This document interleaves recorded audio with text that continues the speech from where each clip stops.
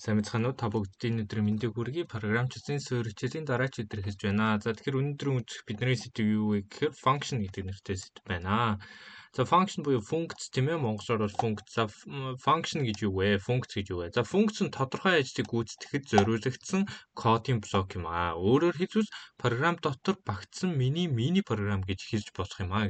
За энэ бол ерөнхийдөө илүү тийм техникийн тодорхойлолт байна тийм ээ, илүү хүнд төвшний онлайн тодорхойлолт байна. За тэгвэл энийг илүү амархнаар ойлгохыг бол бид нэр энэ vending machine-аар ойлгож байна. За vending machine буюу одоо энд ямарваа нэгэн зоос хийсээ биднэрт хүссэн зүйлийг манд гаргаж өгдөн шүү дээ, тий. Ямарваа нэгэн зоос буюу input хийн. За тэгэнгүүт input-ийг function дотроо хийн. Function буюу функц дотроо хийн. За тэгэнгүүт функцийн input-ээс хамаарат одоо бид нэр хүссэн зүйлээ дарна те тэр мөн бидний input байна. За тэрнээс хамаарат тэр оролтоос хамаарат хэдүүсэнд нь хүссэн output-ыг мань гаргаж өгөх нэ бид нэрээ. За тэгэхээр бид нэр function-а яаж бичснээс хамаарат бидний output өөрчлөгдөх нь байна. Ямар input оруулснаас хамаарат бидний output өөрчлөгдөх нь байна. За тэгвэл яагаад бид нэр функцийг хэрэглэх хэрэгтэй юм бэ? Компьютерийн шинж ухаанд яагаад функц ашиглагддгийг? За хамгийн ихний одоо юу бас дахин ашиглах гэж байгаа. Хамгийн ихний шалтгаан бол дахин ашиглах. За нэг бичиж олон ашиглах гэж байгаа. За тэгэхээр нэг л удаа бичээд тэгээд тэрийг олон дахин ашиглаад яваад иж босох нь шүү дээ. Тэ? Ганцхан. Одоо чинь vending machine байна. Бид нэр vending machine-ыг ганцхан удаа ашигладаг биш шүү дээ, тэ? Аль эсвэл бид нэр одоо ямарваа нэг юм зарах гэж нэгээр нь зараад иж бас босохгүй шүү дээ, тэ? За тэгэхээр бид нэр vending machine-ыг ашиглаж байгаа. За тэгээд vending machine-ыг бол олон хүн ашигладаг. Нэг хүн ирээд нэг юм аваад, дахиад дараагийн хүн ирээд нэг юм аваад тэгээд явдаг штэ тий. Тэгвэл бид нэр эн чинь бол нэг зүйлийг одоо хөнгөвчлөөд нь штэ. Нэг хүний тэр хийж байгаа ажлыг бол хөнгөвчлөөд байна тий. Тэгэнгүүт function гэдэг бол яг л энэ зүйлтэй ижилхэн зүйл байх нь байна. За тэгэхээр өөр төрлийн бас vending machine-ууд байгаа. Тийм учраас бид нэр өөр төрлийн function-ыг бол бичих хэрэгтэй. Хүссэн тэр одоо output буюу хүссэн тэр гаралтыг гаргаж авахын тулд. За энэ бол бидний input байна. Энэ бол бас нэгэн өөр төрлийн vending machine байна, тийм ээ. За тэгэхээр одоо дараачийн юу нь бол зохион байгуулалт гэдэг юу байгаа?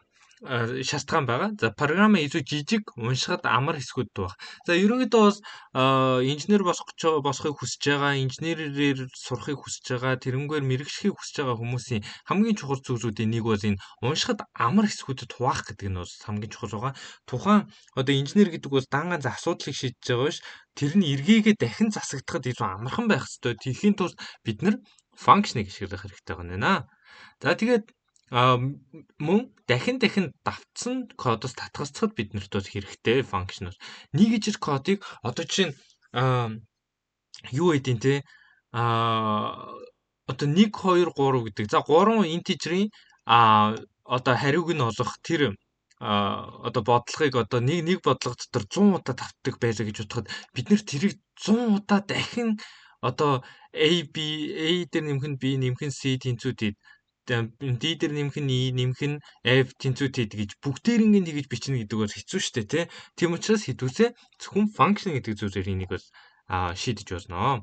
За тэгэхээр function-ы ямар хэсгүүд байд юм бэ гэвэл function-ы нэр гэдэг хэсэг байгаа. За тэгэхээр бид нар тэр функцийнхаа заавал нэрийг өгөх ёстой. За нэр нь бол хамгийн гол анхаарах ёстой зүйл нь бол нэр нь давтагдаж болно. Гэхдээ параметрууд нь давтагдаж босохгүй байх нь.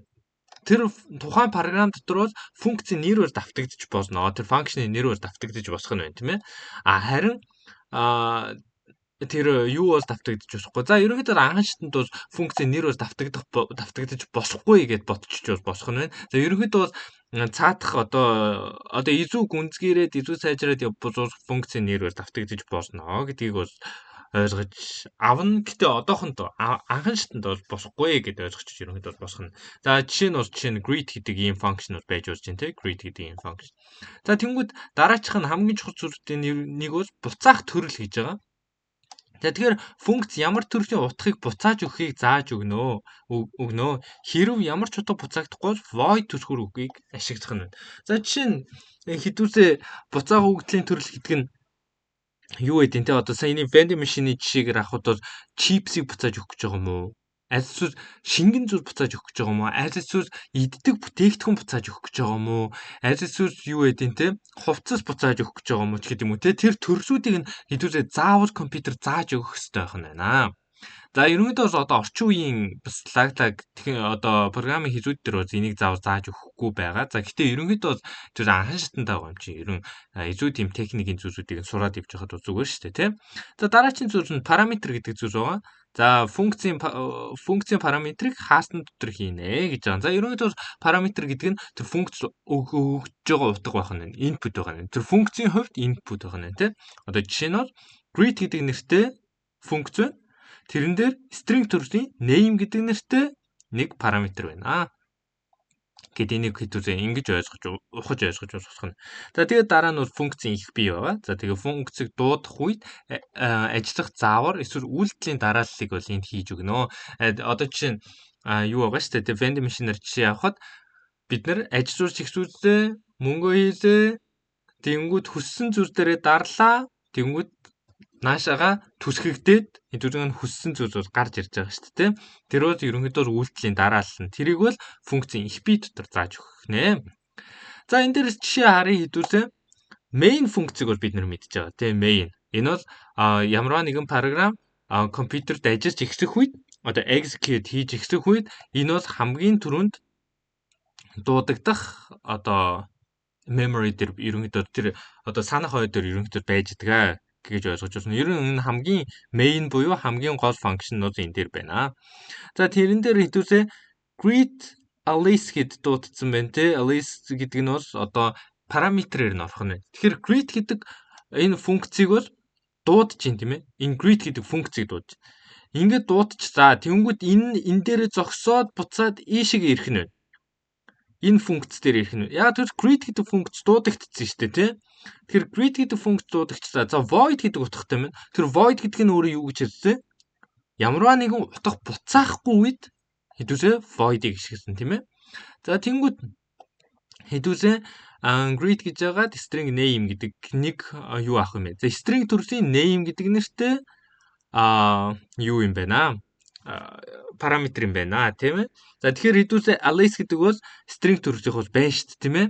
За тэнгүүд энэ дээр бол зөвшөөрөгдөж дуудагдах нь. За дараа нь greet Bob гинэ. За тэнгүүд Bob бол энэ string name-ийн оронд ерөнхийдөө одоо утга нь болж очих нь шүү дээ. Тийм учраас хамгийн эхлээд hello Alice.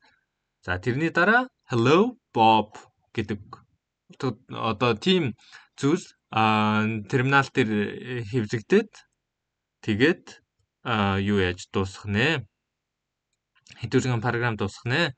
За тэгэхээр void гэдэг бол буцаах утгагүй функц тус void төрхөр үгийг ашигласан. За тэгээ greet гэдэг бол функцийн нэр, string name гэдэг бол функцийн параметр тийм ээ. За тэгэхээр ерөнхийдөө бол function гэдэг зүйл бол ийм зүйл байх нь байна. Мэдээж анхандаа үзээд бол яг ойлгоход хэцүү. Гэхдээ бид нэр